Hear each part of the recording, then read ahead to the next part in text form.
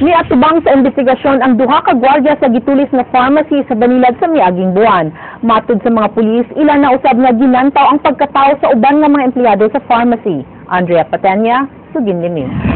Niabot sa buhatan sa Theft and Robbery Section sa Cebu City Police Office ang tigduma sa Security Agency nga nagbantay sa gitulis nga pharmacy sa Barangay Banilad niadtong miaging buwan. Gikuyog sa Administrative Manager sa Agilex Security Agency nga si Ellery Savandal ang duha ka mga gwardya nga sila si Melanio Resurreccion ug Bernardo Polistico aron ipaubos ang duha sa investigasyon. Wa magpa-interview si Savandal sa mga tigbalita apan ang ginaot kini nga mapaspasan unta ang investigasyon. Duha kasimana na nga way trabaho ang duha ka gwardya human sila wa una patrabahoa sa security agency samtang nagpadayon ang investigasyon sa nahitabong pagpanulis. Inside job ang usa sa mga gilantaw sa gihimong investigasyon sa kapulisan. Ang manager sa security buot usab iimbestigar ang uban nga mga empleyado sa pharmacy. Apan gipahibaw sa Cebu City Intelligence Branch nga gipaubos na nila sa profiling ang tanan nga mga empleyado aron pagsuta kung aduna ba sila'y kalambigitan sa krimen. Part investigation is to link personnel from the inside, security guard, employees, etc. Para at least malang kung say connection nila based sa mga suspects. Ang TRS ilang bahin nagkanayon nga aduna na sila'y lead sa kaso. Padayon nilang gitun-an ang CCTV footage sa pharmacy aron matunan gyud ang mataglihok sa tanang tao nga anaasud sa establisamento dihang nahitabo ang pagpanulis. Dugang duha ngadto sa tulo ka semana ang ilang gipangayo aron hingpit nga masulbad ang investigasyon sa nahitabong tulis. Gihapid na tamagdi sa CCTV camera. Then after that na itong nasad mga nagpakakita sa pero di pa sila mo hatag og statement. Andrea Patenya, News 5.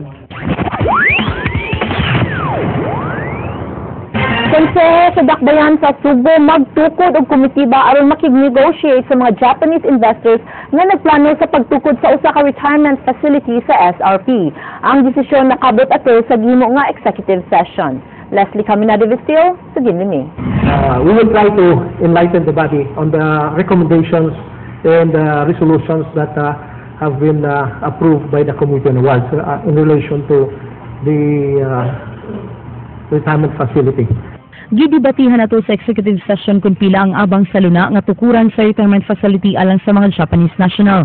Gitanyag sa Japanese investor ang 50 cents US dollar kung kapin sa 20 pesos matag square meter nga abangan sa luna nga ilang tukuran sa tulo ka building diha sa Southward Properties. That there will be more economic gain. This is the first locator. Besides, we have ample authority to give them incentives. We choose to give them incentives on the lease rate. I don't know if it's to us, we find it reasonable, but subject to your approval. Di pasabot ni dalusang konseho nga tungod kay bag-o nga investor sa syudad ang mga Hapon, gihatagan nila kini og barato nga presyo. Gawas sa makita sa syudad, dako sab ang benepisyo nga makuha sa Cebu gikan silang investment. Daghan sab ang makatrabaho sa mga proyekto. Well, ang amo laging stand sa Committee on Awards because this is a new business. And there is more to gain rather than the rental rate. What is the ultimate objective of a government? To serve its people, to provide jobs to its people. Di ba? So this is it. No? This is it. It's not about rental, direct money coming into the city. It can also be in kind. Like example, we are providing jobs to our people. Na ba? So more gapon, the ultimate objective of the government is still kanang achieve ba? Si Mayor Michael Ramas yang bahin ni padayag nga ngayon panglingkuran ang abang sa luna. Bisan tuod ug aduna siya nahunan ng presyo, nagdumili pa siya sa pagbutyag niini. Wa mo gilayang intention dai is to give it back to the people. And somehow we would be able to gain, and more or less out of para we will not be doomed being accused by the next generation. We have bungled our duties and responsibilities of a prime lot. Nagkauyon ang mga sakop sa konseho nga magmugna og komitiba nga makig-negotiate sa mga Japanese investors. Leslie Caminado Vistil, News 5. Mayor sa lungsod sa Liloan makigtigom uban sa gobernador ang pagtuki kung unsay ilang mahimo sa nahitabong kagubot sa Silot Bay. King Perez, Sugin Liming. Gikumpirmar ni Governor Junjun Davide nga mobisita kaniya si Liloan Mayor Duke Frasco. Gipanglantawan ni Davide nga modangot kaniya ang mayor bahin sa pagsulbad sa giatubang nga problema sa Silot Bay. Lantaon usab sa gobernador kung unsay mahimo niya sanglit nga way katungod ang Kapitolyo sa giilugan nga property. We're not sure. We don't have the documents to that. It doesn't involve the province. Ang kaso na gi-filed. Sa samang higayon, tunan pasab sa gobernador kung unsay matabang sa iyang pamunuan sa laing gilugan nga luna sa sitio San Miguel, Barangay Apa sa Dakbayan sa Sugbo, nga apil sa Kanhilahug Airport. Matod pa sa gobernador, wala gipanagiya sa Kapitolyo ang maong luna, sukwahi sa pagtuo sa mga residente nga posibleng mapahawa human midaog sa kaso ang tag-iya nga mi-claim ni ini. Trial lands, no? Kini nagong Cebu City, trial lands mo yun eh. There may have been conveyances to private parties. So, yeah, maybe that person naka-acquire that property from the province.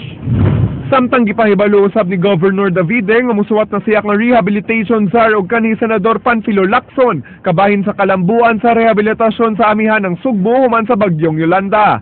Apan hangtod karon wa pa nagahina ng gisugyot nga dulan 27 bilyones pesos nga budget sa Kapitolyo alang sa rehabilitasyon. Kagahapon ang Department of Budget and Management mi-release og 17.7 billion pesos alang sa rehabilitation sa kadaot nga nahimo sa bagyong Yolanda. I will write Senator Lacson to tell him about what we have done here so far and also our own assessment of the damage here. At the same time, we will request him na tagal priority po ng Northern Cebu. King Perez, News 5. Nag-anda mo exit program ang mga nagdumala sa Tent City aron hingpit nga makabiya ang mga bakwit sa Family Rebuilding Center. Matod sa Pangulo sa Department of Social Welfare Services, Dr. Esther Concha, aduna silang nakabot nga desisyon nga hingpit na nga mapatawaon ang mga bakwit. Kutob na lang sa Marso 23 makapuyo ang mga bakwit sa Tent City. Dugang pa ni Concha nga kung ugaling aduna pa'y bilin ila kining upaubos sa stress debriefing. Pero dili sa dingon nga ato silang pasagdaan. So ato gyapon silang tanawon, abagan kung asa sila pa dong ikawa na nila sa March 23 sa atong area.